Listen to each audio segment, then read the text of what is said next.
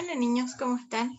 Bienvenidos una vez más a la clase y bienvenidos a nuestro estudio del libro de jueces. Ahora vamos a orar y después vamos a comenzar con nuestra lección. Señor, te doy gracias por cada uno de los niños, gracias por cada una de sus familias, gracias porque siempre podemos contar contigo, con tu ayuda, con tu protección. Y yo te pido que hoy tú nos enseñes a través de tu palabra todas las lecciones importantes que tú quieres que nosotros aprendamos y también nos ayudes a ser fieles y a encontrar las oportunidades que tú nos vas a presentar para que nosotros podamos ser de bendición para otros. En el nombre de Jesús, amén. Bueno, niños, como les dije, vamos a continuar con nuestro estudio del libro de jueces y hoy vamos a hablar acerca de un juez muy particular. Este juez se llama Gedeón. Nuestra historia se da en un contexto bien especial. Resulta que los israelitas nuevamente habían hecho lo que no le agradaba a Dios, habían empezado a seguir las costumbres de estos otros pueblos que vivían cerca de ellos, y Dios, como forma de castigo, los entregó para ser invadidos por los madianitas por 7 años, y lo que ocurría era que los madianitas de vez en cuando llegaban a Israel y ellos saqueaban todas las cosechas, les robaban sus cosas, venían como bandas armadas y les quitaban todo lo que ellos tenían. Entonces los israelitas, como forma de protegerse y de proteger sus cosas, ellos habían adquirido la costumbre de esconder las cosechas. Cuando estaba en ese contexto, cuando el ángel del Señor, que sería Dios mismo, se le aparece a un hombre llamado Gedeón. Y Gedeón, Dios saluda a Gedeón de una forma bien especial, porque le dice: Jehová está contigo, varón esforzado y valiente.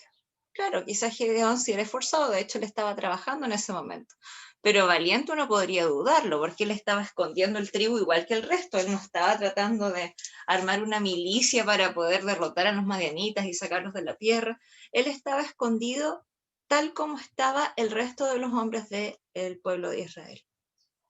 Pero muchas veces Dios ve cosas que nosotros no vemos. Y en este caso, él vio características en Gedeón que Gedeón en sí mismo no veía. De hecho, Gedeón le dice después que él es el miembro menos importante de su familia y su familia es la menos importante de su tribu, que en realidad como que él no puede ayudar mucho. Pero Dios sabe lo que nosotros podemos hacer cuando Él obra a través de nosotros. Entonces, en el capítulo 6 del libro de Jueces, en el versículo 13, vemos la respuesta de Gedeón. Dice: Gedeón le respondió: Señor mío, si Jehová está con nosotros, ¿por qué nos ha sobrevenido todo esto? ¿Y dónde están todas sus maravillas que nuestros padres nos han contado diciendo: ¿no nos sacó Jehová de Egipto? Y ahora Jehová nos ha desamparado y nos ha entregado en manos de los madianitas. Y miren qué lindo lo que viene después. Dice: y mirándole Jehová le dijo: ve con esta tu fuerza y salvarás a Israel de la mano de los madianitas. ¿No te envío yo? Acá cuando Gedeón le dice a Jehová: Señor, yo creo que en realidad tú estás un poco equivocado, yo creo que tú no estás con nosotros, porque si tú estuvieras con nosotros no nos hubieran pasado todas estas cosas malas. Y esa es una reacción súper natural y súper humana, pensar o sentirse desamparado por Dios cuando pasan cosas malas. Pero todo lo que estaba ocurriendo no solamente venía de la mano de Dios, sino que además Dios estaba vigilando a su pueblo y en realidad nunca los había abandonado. Pero Dios dice que Él mira a Gedeón, así como Él muchas veces nos mira a nosotros, con toda su tristeza, con toda su desesperanza, con todo su miedo, quizás su rabia, ¿ya? Y Él es muy paciente con Gedeón, porque Él no lo reprocha, sino que de alguna manera lo comprende y sigue esta conversación. Y le dice: ve con esta tu fuerza y salvarás a Israel de mano de los madianitas. ¿No te envío yo? Pero Gedeón le dice: Señor, ¿con qué salvaré yo a Israel? Si mi familia es pobre y yo soy el menor de la casa de mi padre. Es decir, quizás una familia con tradición militar, o una familia que tuviera más tierra, o una familia que pudiera comandar a más hombres, quizás ahí sí podría ser, pero la verdad dijo que mi familia es bien poco importante, yo también. Y Dios, aún en ese momento, él no se enoja. Y sigue hablando con Gedeón y le dice, ciertamente yo estaré contigo y derrotarás a los madianitas como un solo hombre. Entonces, nosotros vemos a Dios dialogando con Gedeón de una manera paciente, de una manera amable, comprendiendo que Gedeón tenía quizás un proceso más lento para aceptar ciertas cosas.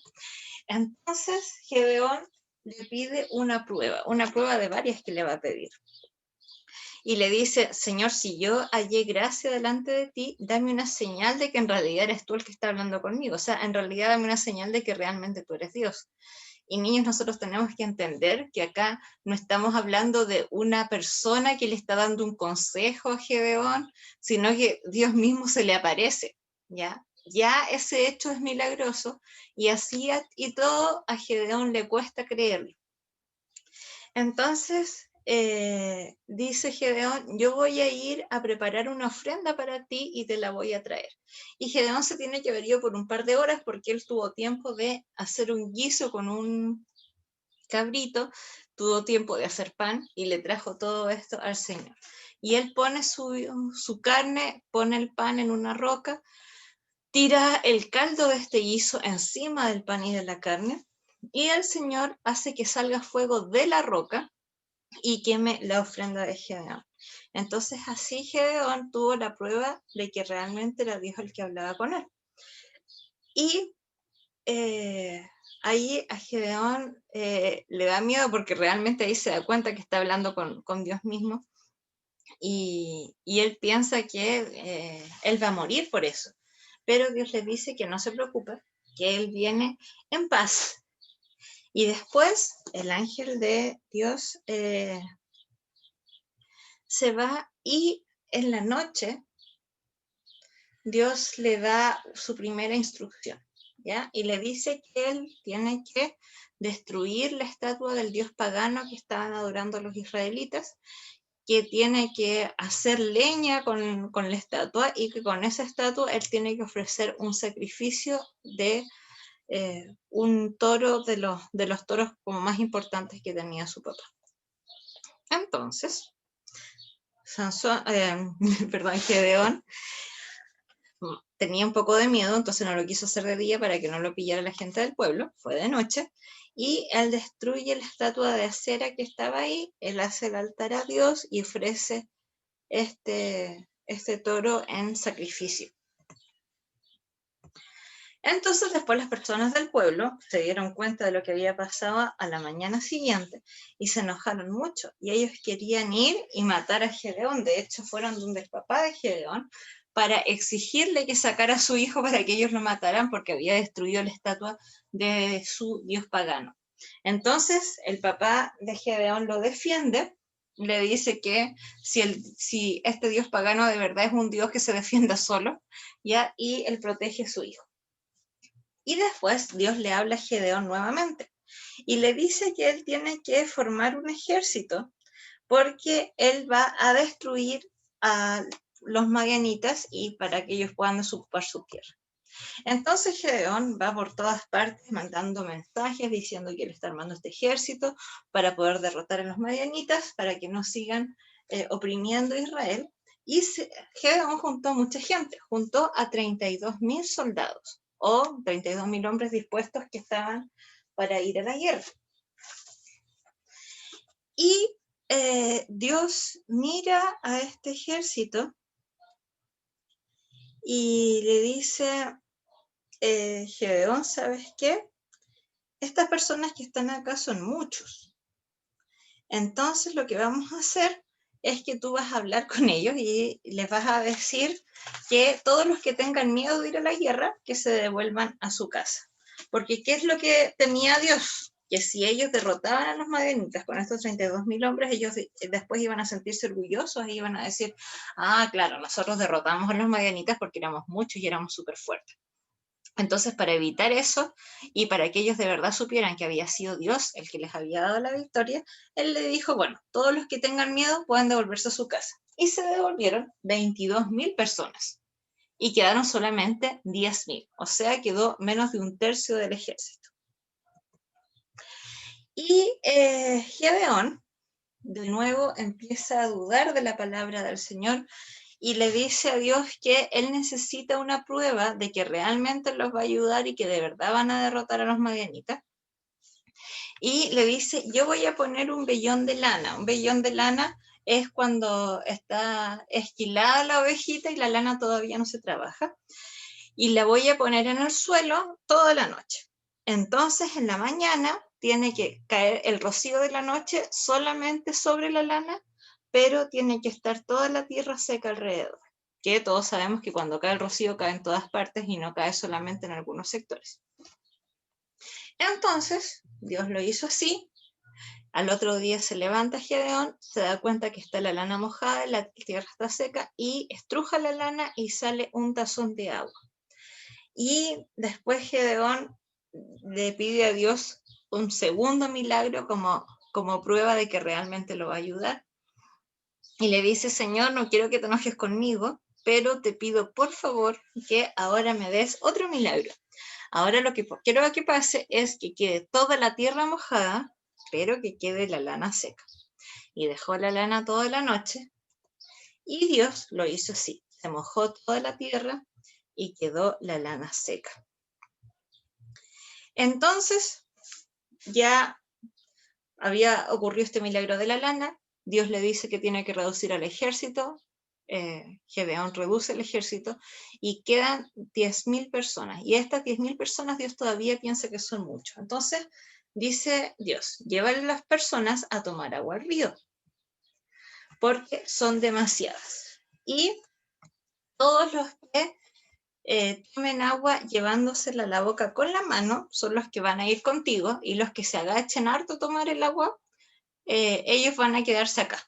Y los que tomaron el agua con la mano eran solamente 300 personas.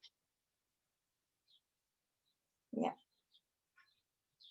Entonces, de los 10.000 que quedaban, 9.700 tuvieron que devolverse y quedaron solamente 300 para vencer a una nación que por 7 años los había oprimido y ellos habían sido incapaces de defenderse.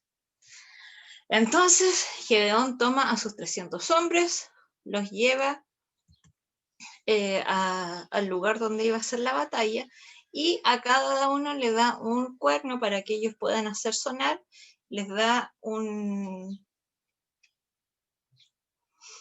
pote de greda, una vasija de greda y una antorcha. Y esas iban a ser todas sus armas de guerra. Entonces Gedeón les dice que cuando él dé la orden, ellos van a gritar por Jehová y por Gedeón, van a romper sus vasijas de greda, ¿ya? Y van a tocar los cuernos.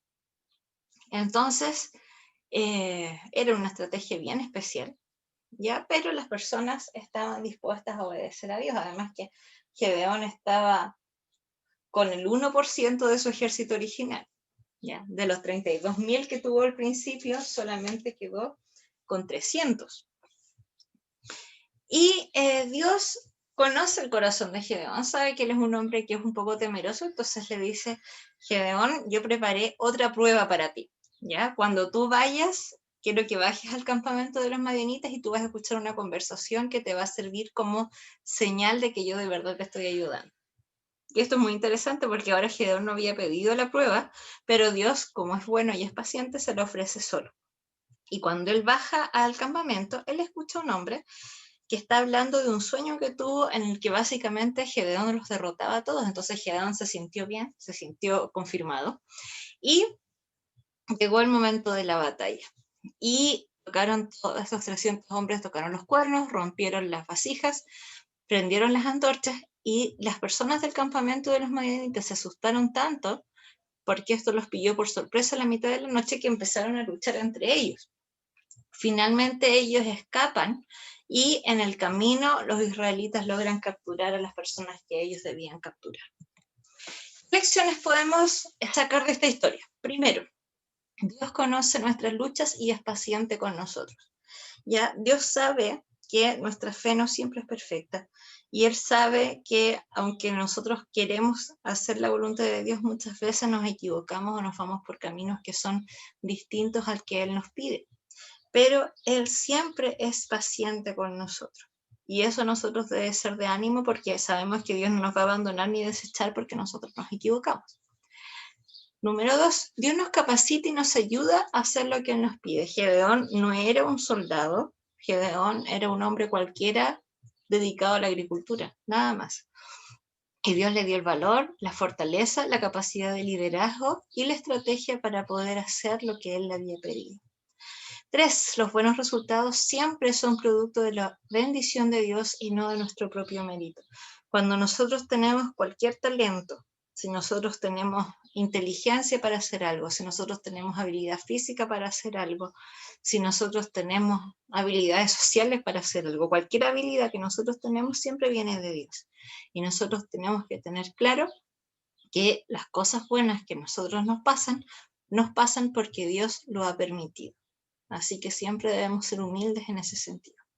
Y vamos a recordar este versículo que dice, pero los que esperan a Jehová tendrán nuevas fuerzas, levantarán alas como las águilas, correrán y no se cansarán, caminarán y no se fatigarán.